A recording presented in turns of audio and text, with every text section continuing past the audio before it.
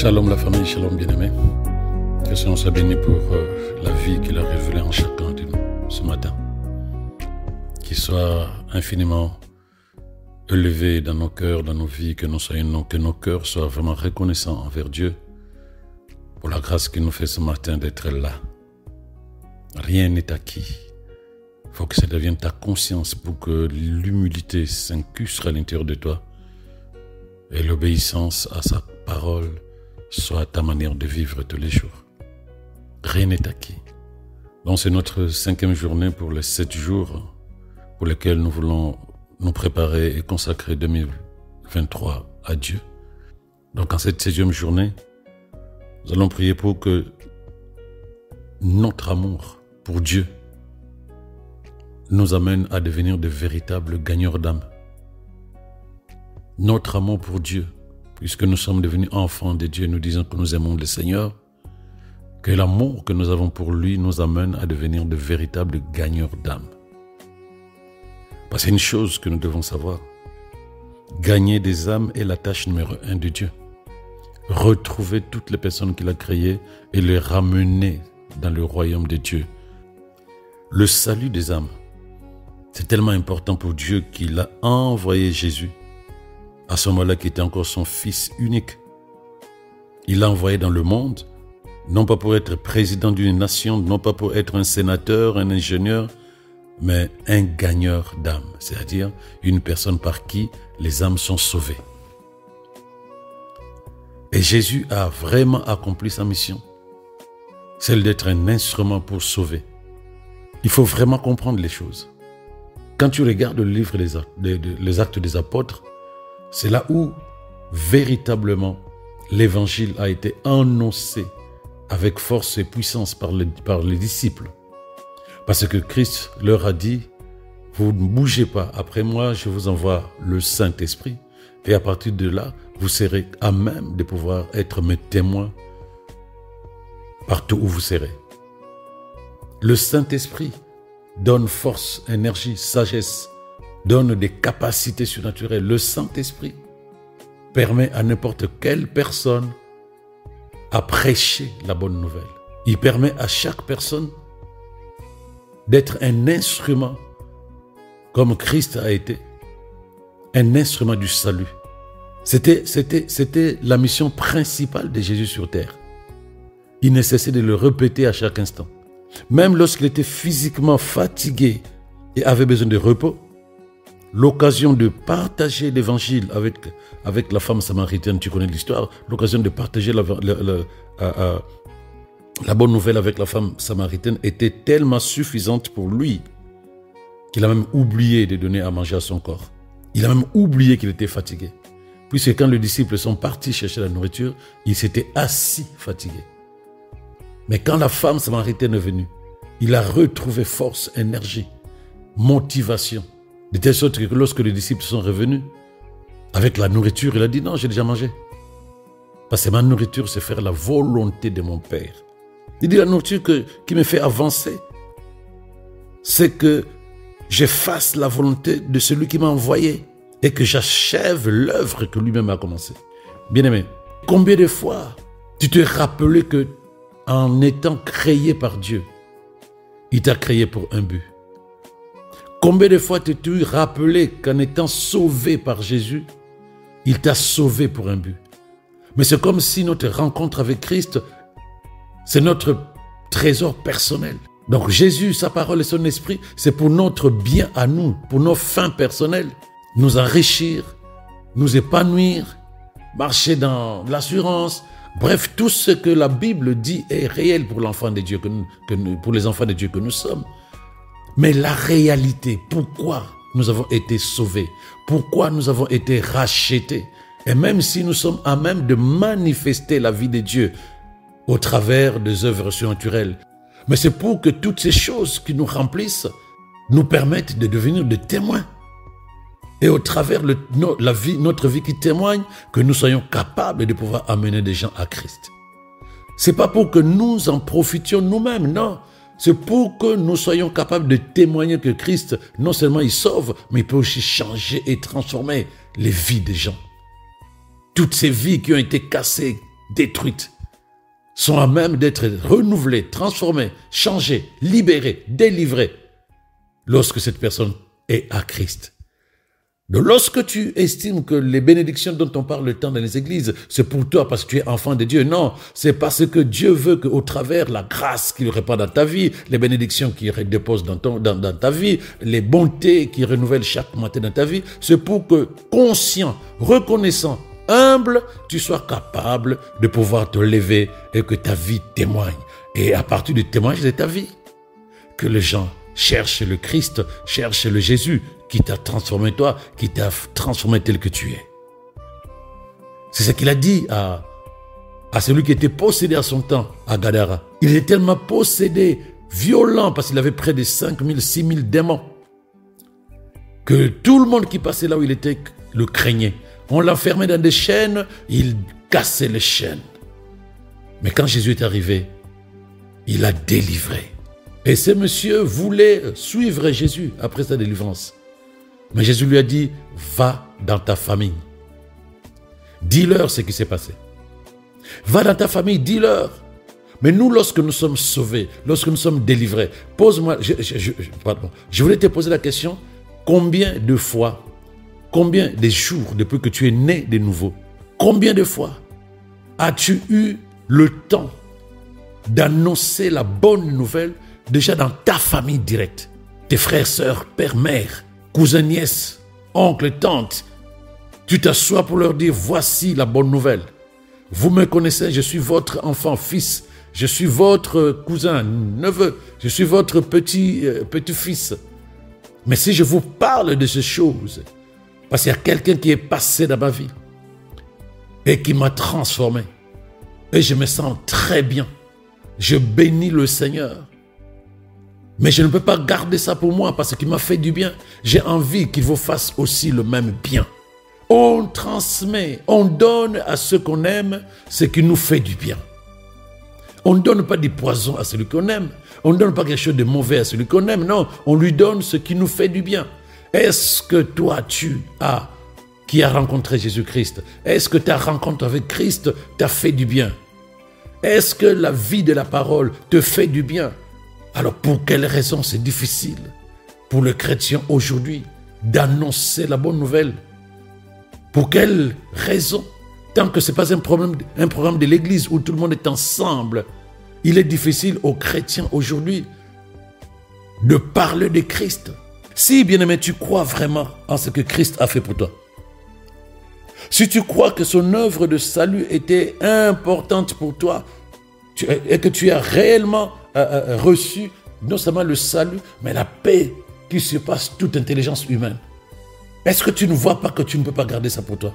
Tu ne peux pas garder ça pour toi si tu sais, si tu dis aujourd'hui, tu m'entends, aujourd'hui que tu es en train de m'écouter là où tu es, si tu me dis que oui, le Seigneur m'a sauvé, et tu sais qu'il y a des gens qui sont encore non sauvés.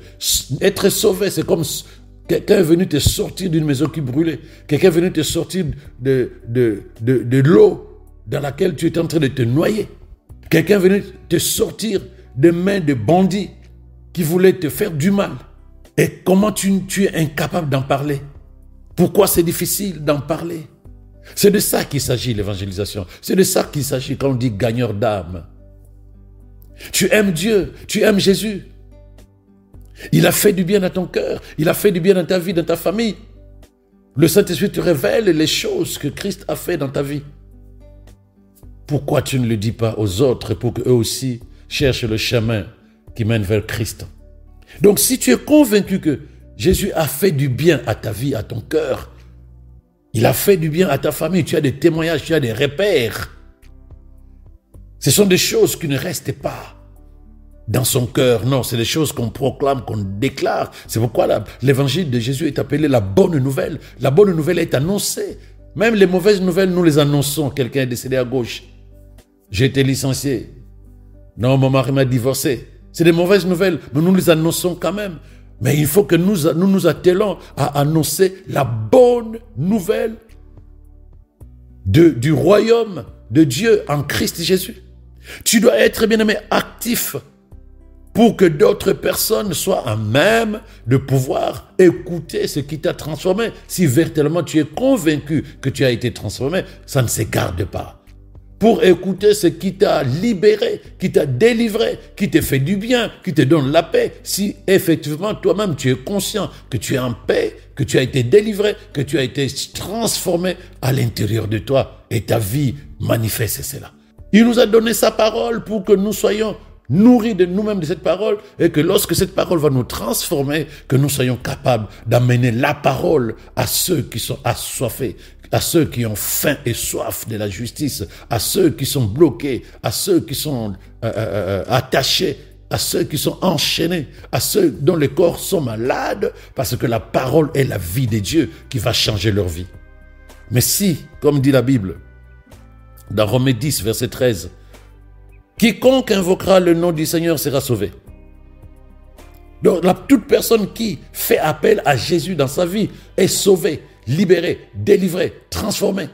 Mais il y a une question qui vient. Mais comment donc invoqueront-ils celui en qui ils n'ont pas cru? Parce que on dit celui qui invoque le nom de Jésus est sauvé.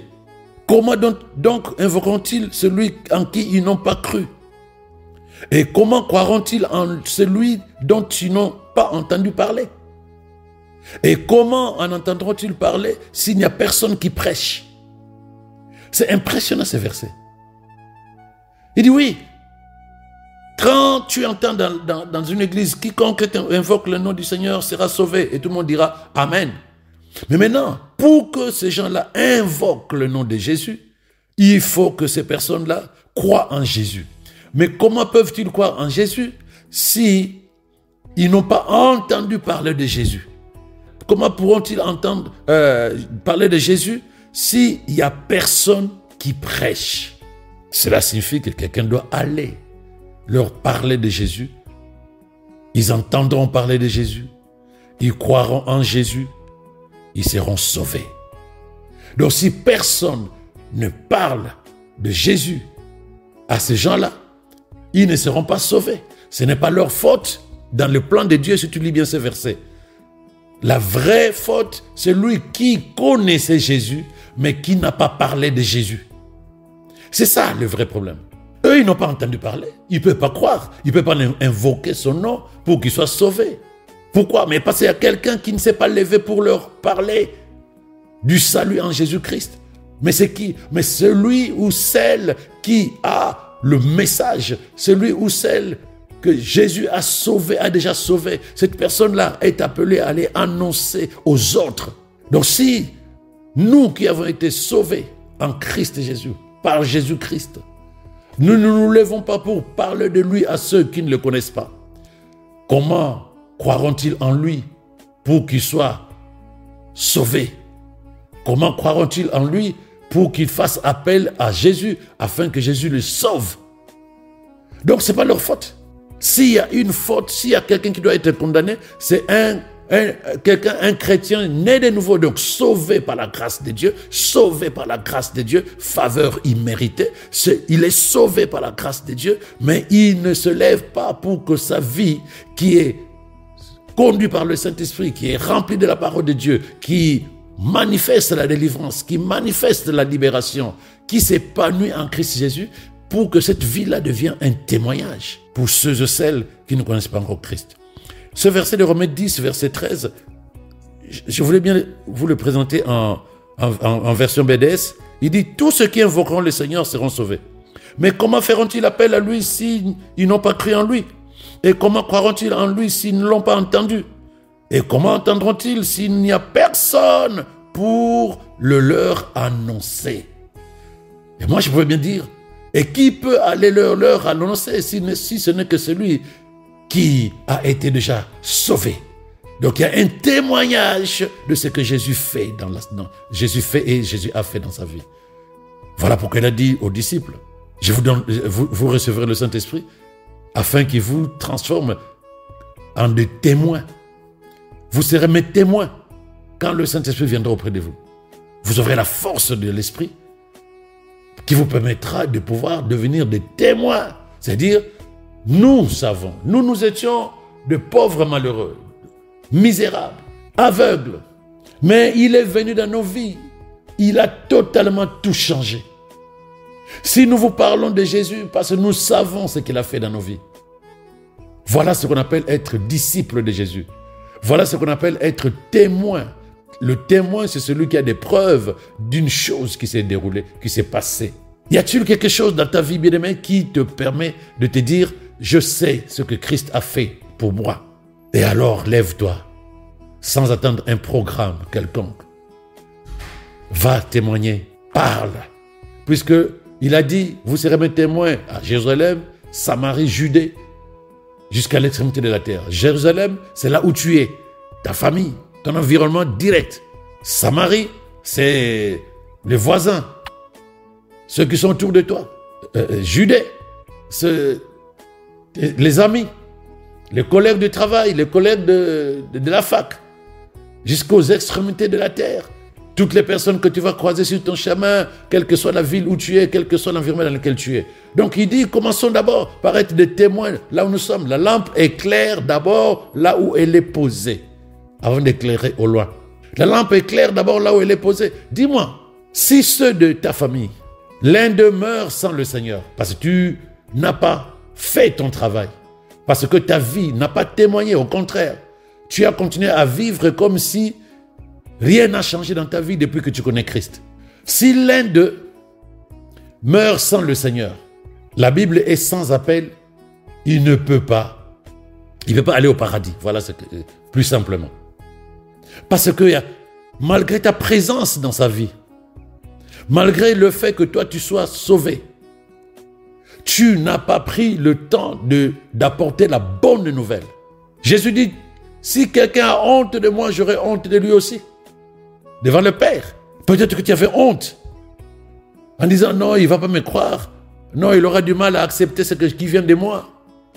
Mais tu ne vas pas seul, puisque c'est le Saint-Esprit qui te donne la force, la puissance qui te permet d'être témoin de Jésus. Et qu'est-ce qui est plus important d'après toi?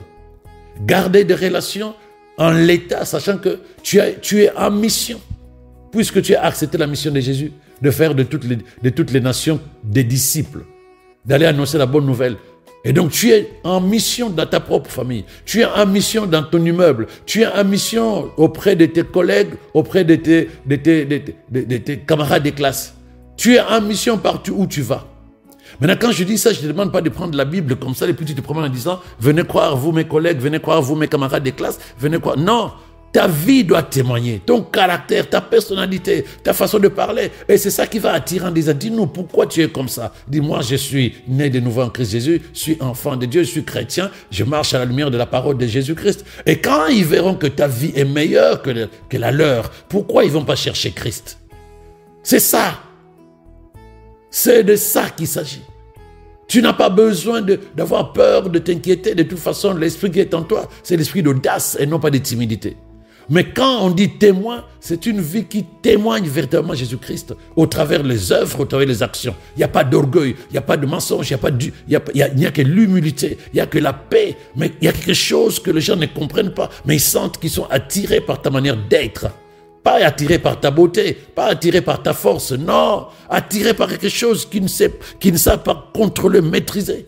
Mais quand ils viennent, tu peux leur dire non, ce que je suis, ça vient de l'intérieur, parce qu'à l'intérieur, il y a eu un changement. Là où vous êtes ébranlés, là où les gens sont dans les émotions, ils viennent te demander, mais comment tu fais? Pourquoi toi tu ne réagis pas pareil? Tu leur dis parce que je ne suis plus prisonnier des émotions. Il y a quelqu'un qui m'a transformé. Témoin. Témoin. C'est une responsabilité, bien-aimée. C'est trop facile que nous disons, nous sommes des évangéliques ou des évangélistes. Non. Ce qui est plus important, c'est de nous lever et de réaliser qu'aucun chrétien n'est exclu au commandement d'apporter la bonne nouvelle. Ça doit être à la fois une obéissance au commandement que Jésus avait donné et une passion, parce que Jésus a accompli sa mission par passion. Passion, ça vient de l'amour. L'amour que le Père a déversé dans nos cœurs ne peut pas être là juste pour nous et pour nos maris, nos femmes, nos papas, nos mamans. Non, c'est l'amour pour le prochain. Tu ne peux pas être heureux si tu vois des gens autour de toi qui ne vivent pas la paix de Christ. Ils sont malheureux, ils se cachent derrière les désordres du monde, drogue, alcool, sexe, tout ce que tu veux. Ils se cachent derrière ces choses-là, croyant qu'ils auront la paix de Dieu. Mais toi, tu sais que ça ne marche pas. Pourquoi tu ne leur dis pas? Pourquoi tu ne les aides pas? Eh Seigneur. En tout cas, en tant que chrétien né de nouveau, il n'y a personne qui est mis de côté en disant, toi, tu ne feras pas. Toi, tu ne vas pas évangéliser. Non, nos vies témoignent si nos vies ont été changées. Nos vies deviennent l'instrument du salut. Parce que pendant que tu m'écoutes, bien-aimé, des milliers de personnes meurent sans avoir eu l'occasion de se réconcilier avec Dieu. Des milliers de personnes, au moment où nous sommes en train de parler, toi et moi, des milliers de personnes sont en train de mourir dans le monde sans avoir eu l'occasion de faire la paix avec leur Créateur. Il n'y a pas très longtemps, je regardais dans le fil d'actualité de Facebook, on m'a envoyé un lien où une jeune fille, la beauté physique est là, elle était très belle, mais elle avait quoi, une vingtaine d'années. Mais elle est décédée. Tu la regardes, tu te dis, c'est triste. Elle avait plein de projets, d'après la personne qui a écrit sur cette photo-là. Plein de projets. Elle chantait même pour Dieu. Elle dit, elle aimait la vie, pas la vie désordonnée, mais la vie, elle était heureuse d'être vivante. Mais un beau matin, elle est partie. Si ce n'est pas toi qui peux partir n'importe quand, quel est le bilan? Qu'est-ce que tu vas dire devant Christ? Mission accomplie ou pas? Parce que les gens pensent que accomplir sa mission sur terre, c'est avoir 15 maisons, 17 voitures, 15 femmes, 20 enfants. Non. Accomplir sa mission, sa destinée, c'est avoir été un instrument de salut pour beaucoup de personnes. C'est ça ta mission. C'est la mission pour laquelle Jésus est venu. C'est la mission pour laquelle il nous a sauvés. C'est la mission pour laquelle il nous a envoyés. Nous avons été envoyés. Je vous envoie. Allez annoncer à tous la bonne nouvelle du royaume. Celui qui croit, qui s'est fait baptiser, sera sauvé. Celui qui ne croit pas sera condamné. Mais si il n'a pas entendu, comment veux-tu qu'il croie? Comment veux-tu qu'il soit sauvé? C'est le verset de Romains 10. Là. N'oublie pas quand tu liras 2 Corinthiens 5, verset 17 à 18. La Bible dit, si quelqu'un est en Christ, il est une nouvelle créature. Les choses anciennes sont passées, voici toutes choses sont devenues nouvelles. Donc celui qui est en Christ, c'est une nouvelle personne. Son passé est passé, toutes choses sont devenues nouvelles. Ça, ce verset, nous le connaissons, le verset de 2 Corinthiens 5, 17. Mais rares ceux qui lisent le 18. Le 18, il dit ceci, et tout cela, donc le changement, la transformation, et tout cela vient de Dieu qui nous a réconciliés avec lui-même en Christ Jésus. La réconciliation avec Dieu est passée par l'œuvre de la croix. Réconcilier signifie qu'on était séparés, fâchés. On ne pouvait même pas s'approcher de Dieu. On ne pouvait même pas s'approcher de Dieu, lui dire, oui Seigneur, aide-moi. Comment ça? Mais nous avons été réconciliés parce que quelqu'un a payé de sa vie afin que nous soyons vus, considérés non coupables. Et nous a donné, puisque Jésus nous a réconciliés avec Dieu, il nous a donné le ministère de la réconciliation. C'est-à-dire que nous sommes appelés. Ministère signifie être envoyé. Tu ne peux pas dire je suis chrétien et ne pas accepter que tu as été envoyé. Tu ne peux pas dire que je suis enfant de Dieu et ne pas accepter que comme Dieu a envoyé Jésus, il t'envoie toi aussi. Et tu regardes Jésus comment il a accompli sa mission. Et toi, tu l'accomplis comment, bien-aimé? Nous l'accomplissions comment? Il dit, nous avons été réconciliés avec Dieu. Et il nous a donné la même mission, le même ministère de réconcilier les gens qui ne le connaissent pas encore. Ces gens-là ne peuvent pas croire en Dieu, ne peuvent pas être réconciliés avec Dieu si nous ne faisons pas si nous ne faisons pas notre travail. Nous n'accomplissons pas notre mission comme Christ a accompli sa mission et nous a permis d'être sauvés. Ces gens-là ne peuvent pas. Ils ont besoin d'entendre parler de Jésus qui sauve et qui réconcilie l'être humain avec Dieu. Mais si personne ne leur parle de Jésus, ils ne peuvent pas croire. S'ils ne croient pas, ils ne peuvent pas faire appel à lui. S'ils ne peuvent pas faire appel à Christ, ils ne peuvent pas être sauvés. À qui la faute? À qui Dieu va demander des comptes? Si ce n'est pas à nous. En tant qu'enfant de Dieu bien-aimé, tu dois être passionné par, par le salut des âmes. Voilà. Ça doit être un désir, comme Christ était dans ce désir. Papa m'a envoyé. Je dois amener le maximum de gens dans le royaume. Et toi, après avoir été sauvé, qu'est-ce qui te fait vivre? Réussir ta vie sur terre?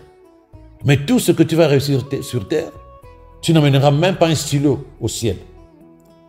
Donc tu veux juste travailler pour les choses périssables, comme dit Paul, et non pas pour les choses éternelles. Parce que ce que tu auras à faire prévaloir au ciel, c'est le fait que tu aies gagné une âme. L'âme est spirituelle, l'âme sera comptée sur toi. La maison n'est pas spirituelle. Quand tu partiras dans le monde spirituel, ta maison reste. Donc si on doit te juger par rapport à ta mission sur terre, Dieu ne va pas te juger au nombre de maisons que tu as construites.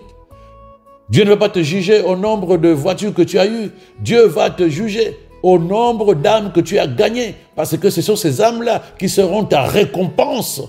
Quand la Bible dit que Jésus reviendra pour juger, pour donner à chacun selon ses œuvres, il ne vient pas encore pour te demander de croire en lui afin que tu sois sauvé. Tu es déjà sauvé. Mais il viendra pour juger selon les œuvres de chacun de nous. Or, les œuvres, la plus grande œuvre que Christ attend de nous, c'est sa mission que nous avons continué. Sauver les âmes.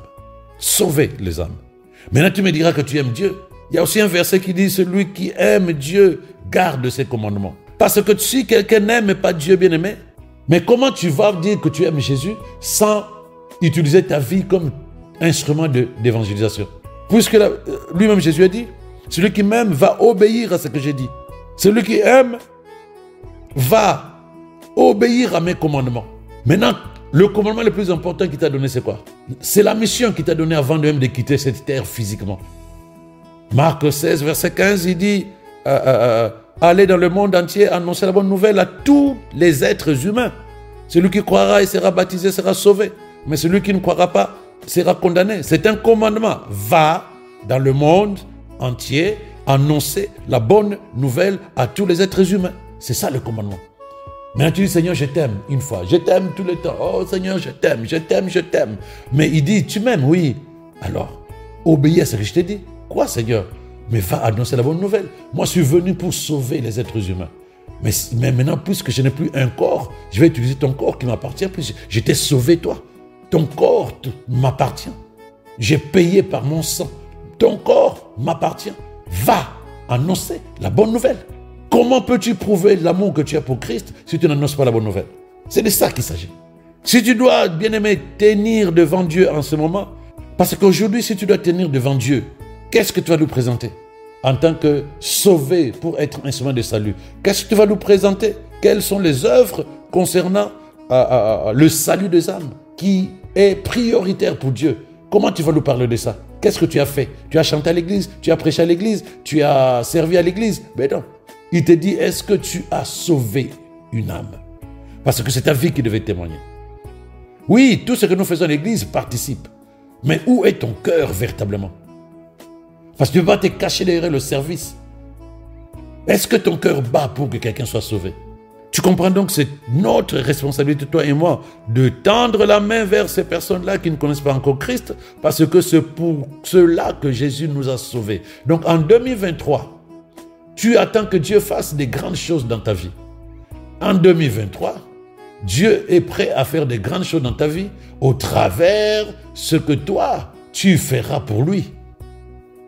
Parce que si ton corps est un instrument de salut, Dieu se glorifie dans la vie des gens, il se glorifie dans ta vie automatiquement. Tout ce que tu veux pour 2023, c'est la gloire de Dieu. C'est la gloire de Dieu. Tout ce que tu veux, dans les détails, tu veux que Dieu se glorifie dans ta vie. Mais Dieu se glorifie plus facilement dans ta vie lorsque tu deviens un instrument entre ses mains. Cela suffit simplement que lorsque tu te laisses utiliser par Dieu, tu n'as pas besoin de passer des journées entières en train de soupirer afin que tu aies un morceau de pain. Non. Dieu se glorifie dans la vie de ceux qui se laissent utiliser par lui. Merci Seigneur. Merci Père. Merci d'avoir démontré ton amour pour moi dans une manière si spéciale. Je serai infiniment reconnaissant en tout temps, conscient de cet amour que tu as manifesté pour moi. Cet amour qui t'a amené jusqu'à la croix alors que j'étais encore pécheur. Merci pour le don de ta parole. Merci pour les bénédictions que je ressens au-dedans de moi, qui me permet d'affirmer que ta parole est ma vie. Merci Seigneur d'avoir enrichi ma vie avec ta parole et de m'avoir permis d'être un instrument de réconciliation de ceux qui ne sont pas encore nés, qui sont encore séparés de toi. Merci d'avoir enrichi ma vie avec ta parole, de m'avoir permis d'être un instrument de réconciliation de ceux qui sont encore séparés de toi. Je suis infiniment reconnaissant, honoré d'avoir le privilège d'être un ministre de la réconciliation. Merci pour tout ce que tu as fait dans nos vies. Nous reconnaissons que ce que nous sommes, le travail, la santé, le mariage, la voiture, la maison ou quoi que ce soit, Seigneur, ça vient de toi. C'est la manifestation de ton amour pour nous. Et nous ne pouvons pas fermer notre bouche et faire croire aux gens que c'est nous. Non, Seigneur, c'est toi et toi seul. Si nous avons été libérés de la sorcellerie, si les chaînes et les pactes familiaux ont été brisés, détruits, Seigneur, c'est ta grâce qui est passée par là. Nous ne pouvons pas ne pas en parler. Voilà pourquoi, Seigneur Dieu, nous nous engageons en 2023 d'être des instruments entre tes mains pour proclamer que tu es celui, le seul à même de sauver une vie, de changer l'histoire d'une personne. Oui, nous nous levons en 2023 pour être des instruments de salut de la même manière que toi tu nous as sauvés. Merci de faire de chacun de nous un conduit de bénédiction et de bonté pour ceux qui te cherchent. Car tu nous as bénis, tu nous as sauvés pour que nos vies témoignent de ta grâce, de ta miséricorde, de ta sagesse, de ta gloire et de ta puissance. À la louange de ta majesté, toi le roi qui règne à jamais dans nos vies. Que 2023 soit pour chacun de nous une année d'évangélisation réelle et non pas de programme. Que l'année 2023 soit pour chacun de nous une année où nos vies témoignent de ta gloire, de ta bonté, de ta miséricorde, de tes faveurs dans la vie de chacun de nous. Par le Saint-Esprit, Seigneur, nous prions pour que tu nous guides vers les personnes qui ont besoin de toi et qui sont prêts à te recevoir dans leur cœur. De la même manière que tu es venu nous réconcilier avec le Père, nous voulons, ô Seigneur, être des instruments de réconciliation pour la gloire de ton nom. Que la louange, l'adoration te reviennent avec action de grâce, dans le merveilleux, excellent nom de Jésus. Avec conscience, nous disons Amen.